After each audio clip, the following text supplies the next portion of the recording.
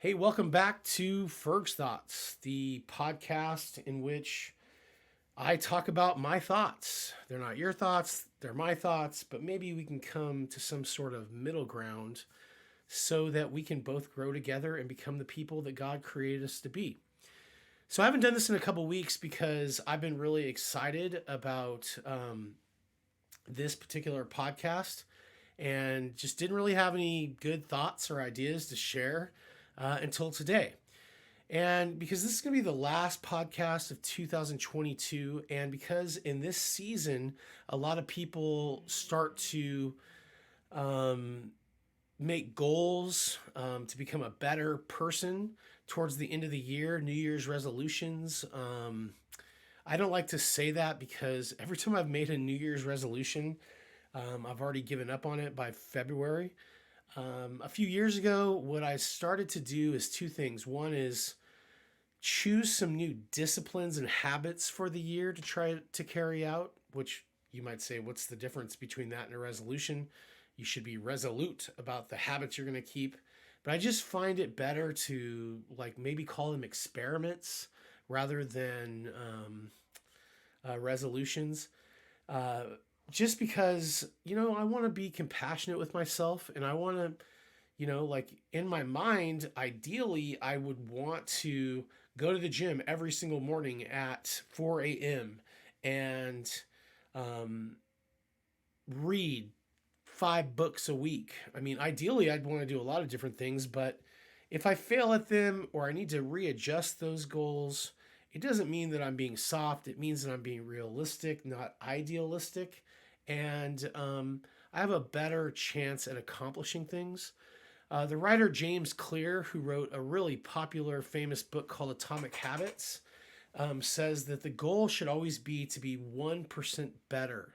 And once you get to that 1%, go a percent higher in creating habits. And so I'm really just aiming at being better than I was last year, even if it's only 1%. And do with that or feel about that however you want to feel. My chair is falling a little bit. Um, so, what I'd like to talk about today is a simple habit that you can um, create for yourself that will make a world of difference. One of my past pastors, the one before I started my own church, Pastor Pete Baker, he used to always say to kids and to people that readers are leaders. And so if I were to come up with all these different things, I mean, I think you should be spiritually disciplined. I think this is a great year, and I think I'm going to emphasize most in my sermons about prayer. Prayer is a super important, neglected thing. Um, I think that like physical disciplines, like staying healthy, I have all these plans and ideas and ambitions and intentions to get healthier this year. I really need it. Eating well, etc., are all great things to do. But one simple thing that you can do that will revolutionize and transform your life is to read. Now, a lot of people I know that are Christians, the only book they ever read is the Bible. Now, they may watch TV shows, which is a form of media that books transformed into, or they, may read devotionals sometimes, or news articles sometimes, or things that they see on Facebook sometimes, generally just memes. Um, they don't really think that reading is worth their time. But I just want you to know that there's something in our brains that when we read from left to right, um, it changes things and makes our IQ grow, and it also gives us information that we absolutely need. Doesn't matter what you read. Now, a lot of people say, well, I just don't like to read books. I read articles every day, I read the news. And that's okay too, but I think less time with our smartphones is a good thing and more time with actual, like, paper books. However, I do use a Kindle because a lot of times Kindle's books are a lot cheaper than actually hardback or paperback books. And so I don't see anything wrong with that. I got my Kindle right here charging up because I was going through some of the books that I've read. So, what I'd like for this podcast to be about is some recommended reading that I did this year that I think will benefit you in the coming year. So, I'm just going to go over some of the books that I've read, and accompanying me, sorry, to accompany this podcast, I'm also going to do a Facebook post, an email to everyone at New Wine Church, um, an Instagram post, and it'll be on the show notes of this podcast. Links to get all of these books. If you don't remember what I said and don't want to rewind the video or the podcast to remember, but I'm gonna do just a quick review, or rather, better, it'll be kind of a review, but it'll be more of a description of a lot of the books that I read this year. It won't be all of them because I don't think all of them will be useful, but whether you're a leader, a church member, a friend of mine, or whoever's listening to this podcast, these books I think I would recommend to you at any place in your life. So let's go through these books.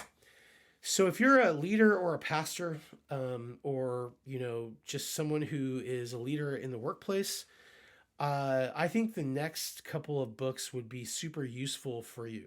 I don't have a lot of those. I didn't do a lot of those this year. So the first one that I think for anybody who has to speak in front of people, now maybe public speaking is not your deal, but you're a leader. So at board meetings, staff meetings, things like that, you have to communicate to other people, whether it's small group or just interpersonal communication. One of the best books I read this year is a book by a guy named Sean Palmer called Speaking by the Numbers. Now, if you know me, you know that I really believe and have become a practitioner of and a teacher of a personality system called the Enneagram. And I don't want to get too much into that because I can jump down rabbit holes and everything with it, but it's a great way of understanding other people based upon their personality and being able to communicate with and meet their needs emotionally, so that you are communicating in a way that they are able to listen to and not be repelled by. So it's called Speaking by the Numbers by Sean Palmer, and he goes through what are called Enneagram stances, the aggressive, withdrawing, and passive personality types. And he talks about different ways that you can speak to those folks. And then, for those who don't know the Enneagram, the 9 different types are all included in that. So it's basically how you could speak in a effective, communicative way to all 9 types. Found that it was very well, and I put a lot of things into practice, and I would say it's effective. So Speaking by the Numbers, Sean Palmer. And for those who are interested in digital stuff, at least the philosophy behind digital church, digital ministry, or even digital workplace, there's a great book called Meta Church by Dave Adams. Dave Adams was the person responsible for taking North Point Church, Andy Stanley's church, online, and also designing the way they do that, their online ministry. And so that's a pretty big deal because it's one of the most effective digital ministries in the world. And he's the architect of it, and so he talks a lot about really good things for pastors to understand and know, and he uses a biblical perspective to be able to explain a lot of the reasoning behind the stuff that he did and the stuff that he does now. I just think it's a really good book. It's more of a indexed. You don't have to read it straight through, although that's the way I did, and I found it very useful to do it that way. But you could just, earmark or dog ear different pages if you're interested in different aspects of that, because he pretty much covers it all. I read a couple of different books that this year that I normally wouldn't, because they were just kind of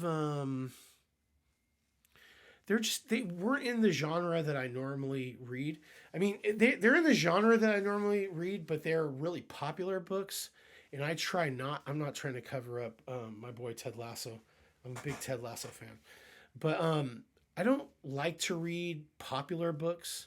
And one of the most popular books on leadership in the world is The Seven Habits of Highly Effective People by Stephen R. Covey. I listened to a podcast that his son was on, and it kind of just intrigued me. So I downloaded the Audible book and I listened to it, and it wasn't what I expected. It's very spiritual, it's very integrity based, it's pragmatic, but it's almost anti pragmatic, as far as logical, structures within the world.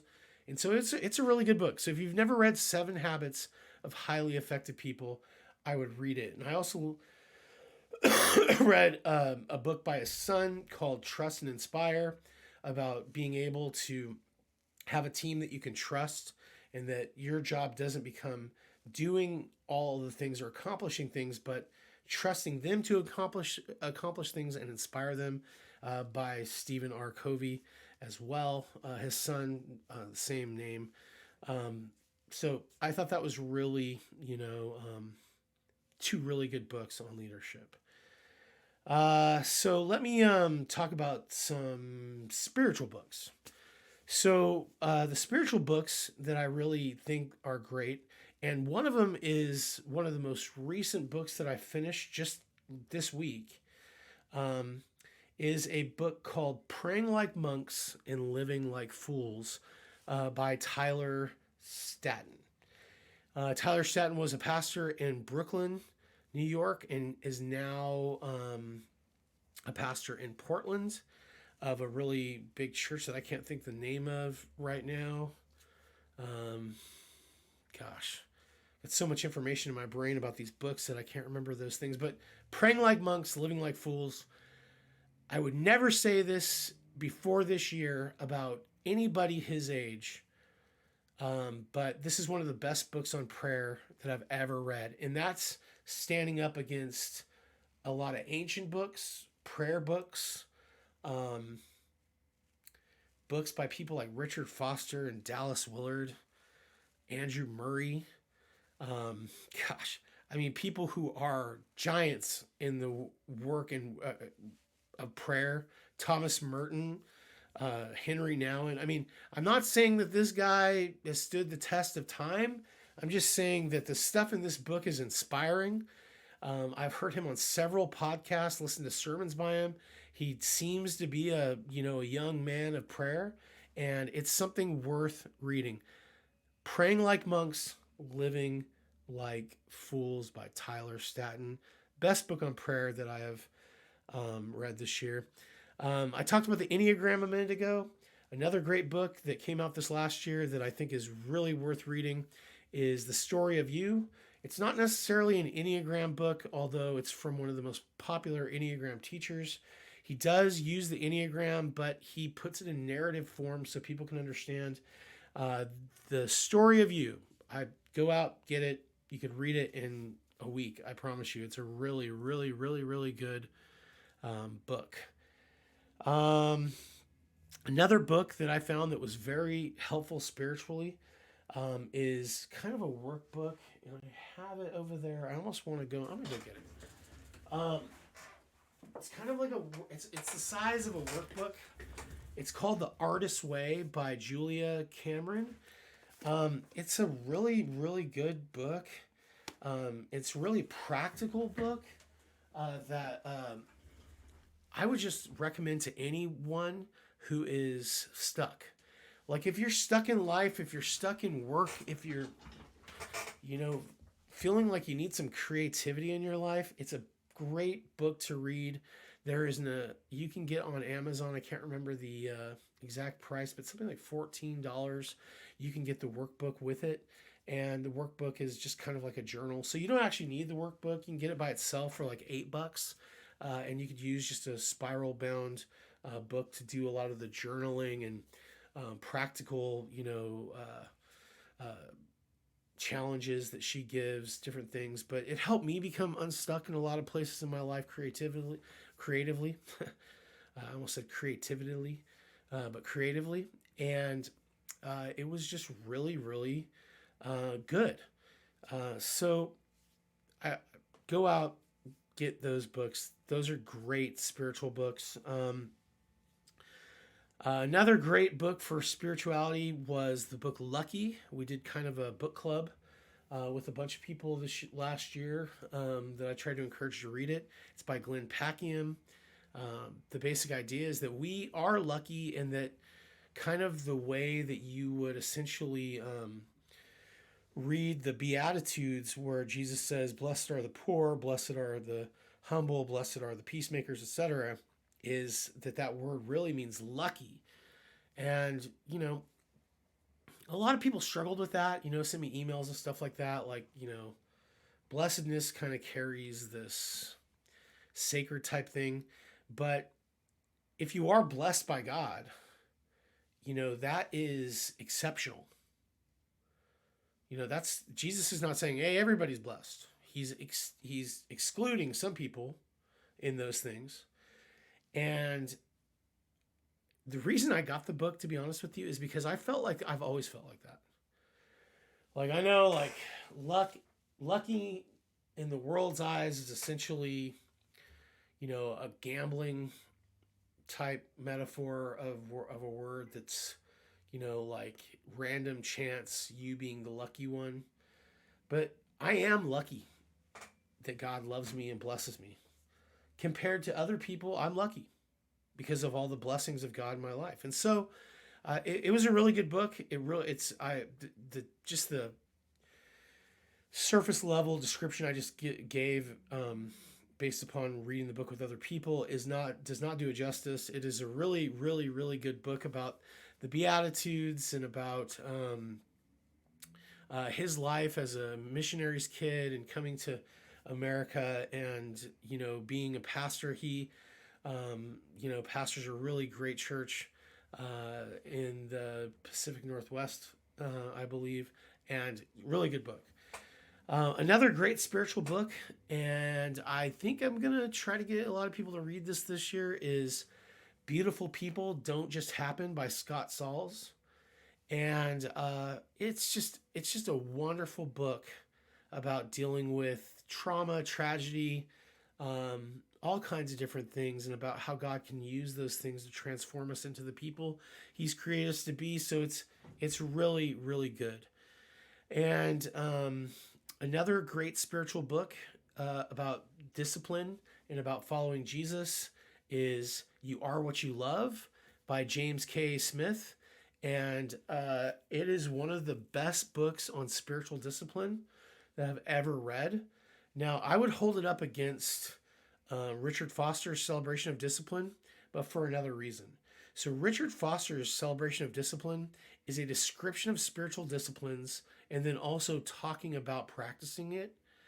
James K. A. Smith's book, You Are What You Love, is more of a philosophical take on the spiritual disciplines and why we should practice them because of what they will produce. So I just added another one, Richard Foster's Celebration of Discipline. Read it all the time. Great book. And again, I know that I'm just going through these really fast because I don't want this to be a super long podcast or video to watch. But again, there's going to accompanying this podcast, there will be a list of these books and description of them, a place where you can buy them, and so you can go back through this. So, honestly, I'm not going to talk about any fiction today, just nonfiction. And I just have a few more to go through. But I try to read fiction. I'm just saying. Have been trying. My wife reads a lot of fiction, and she's encouraged me to do so because it's good to read stories and not just watch them on TV. But my rhythm in doing it is in the morning I read a spiritual book, And throughout the day, I try to read a productivity book, and then before I go to bed at night, I read pages of a fictional book because I just think it's important to do that. Those three different genres, but I'm not good at reading the fiction stuff, and so I want to move on to what I do in the middle of the day and talk about some productivity books, or sometimes I just read these books because it's like, professional development. So the best book I have read this year on productivity or professional development, my chair keeps like sliding down, is Carey Nieuwhof's book, At Your Best. Now, I'll quickly confess that I am still jotting down and trying to live out the principles, which he gives permission to do so in the book because he doesn't say it doesn't. He says it doesn't happen overnight. But it's really good. It's about time management, but not so much time management as it is about doing things. I'm trying to remember the phrase. So he says, the best or top performers do the best work when they are at their best. And so it's talking about doing your work when you're at your best. And I just want to say, like, when I first read that phrase, I thought, well, you don't know my life. You don't know when I'm going to be at my best, whether I'm at work or not. But I would say that this book is relevant whether or not you work at McDonald's or you're self-employed or you work for a big company. It talks about, a lot of different principles. It uses these different zones, red, green, and yellow, so that you can organize your life around these things so that you can live your best life. And, like I said, I haven't applied all the principles. And later on this year, next year, I'll talk about it if it works out. But it's a great book. Read it. Carey Nieuwhof is one of the premier leadership podcasts, or has one called the Leadership Podcast. But he has millions of followers and he's really good. So other professional books that I've read are, well, I'll go into this because it'll probably take me the longest to explain, is 5 books from a series that my boy Michael Bowles, who is a great guy, reads a lot of good stuff, good person that I get a lot of my reading from, turned me on to when I was on sabbatical, called The Popular Patristics. And so they are small books. Since I did the other one, I'll go back over here again and I'll grab the ones I have. They're very small books for all you pastors out there who want to know more about the church, about church history and the church fathers. I read On the Human Condition by St. Basil the Great, On the Ecclesiastical Mystagogy by St. Maximus the Confessor. These are all church fathers from the first through fourth century. One of my favorites, but really hard to read. But it had a lot of great stuff. On the Church, select treatises from St. Cyprian of Carthage, the Book of Pastoral Rule from St. Gregory the Great, and On the Cosmic Mystery of Jesus Christ, St. Maximus the Confessor. Now, these are, there's too many people who are actually the editors and translators of these really ancient works. But like a lot of people think that they don't want to know more about church history or church fathers because they're in old dusty books in the library, and you need to be in seminary or just be a left brain thinker in order to be able to access those. But these are very accessible, easy to read, easy to go through and find the stuff that you're looking for. And I just think they're great. They're about $8 a piece. Some $14 depending on the size of them, but they were all very, very easy and accessible things that I was able to access this year, and they were very helpful. If you're a pastor out there, I got a couple more important ones to talk about. One is it's a secular psychology book, so please don't be offended if you think this is unnecessary. Think whatever you want. But The Body Keeps the Score by, I didn't write his name down because it was so hard, but it's a very popular book, The Body Keeps the Score. It's about how trauma lives in the body and eventually works itself out, dealing with people with post-traumatic stress disorder, just any sort of trauma. If you deal with people who are broken, it's very good shorthand, I think, to understand maybe what people are going through, not necessarily to make diagnosis. We always want to defer to people who are, qualified, certified, and degreed to be able to do those things. But it's a great thing for people like you and me, if you're a pastor, or if you work with people who, are dealing with trauma. Another one, and this is surprising for me, but What Happened to You, which is another book about trauma by Oprah and Bruce Perry, a psychologist, really goes through a lot of these trauma issues. Because more and more in my own ministry, I have found that, folks are dealing with trauma and they need, help. And so just those are the personal development and professional books to help myself, become a better pastor, a better leader that I read this year. The last book I'm not finished with. It's this book, and I mentioned earlier James K. Smith, but this book is intriguing. It is super good. I can't read it slow enough because I just keep going back and highlighting stuff. And it's called How to Inhabit Time, Understanding the Past, Facing the Future, and Living Faithfully Now. It is not about productivity or time management or anything. Sorry about that. We kind of went further than I wanted to. And so my music started, but we're going to end that right now. Just give me a couple more minutes. But it's a great book. I can't read it slow enough. It's got high praise. It's brilliant. It's a philosophy book. It's not like a devotional book. But I want to say that even though I just said that, each chapter is predicated by a meditation. Because I think that the writer, although he's a philosopher and really smart, gosh dang it, man, I can't win. Sorry. Shoot. I can't edit video the same way I can edit.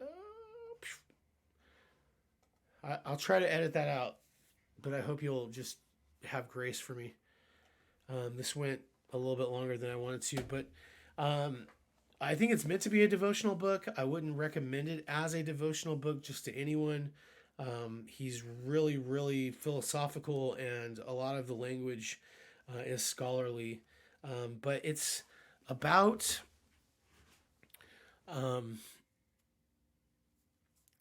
living in time intentionally and faithfully as a follower of Christ, without just believing the idea that we are eternal now so that time doesn't matter, but that we should always remember time. We should always live in,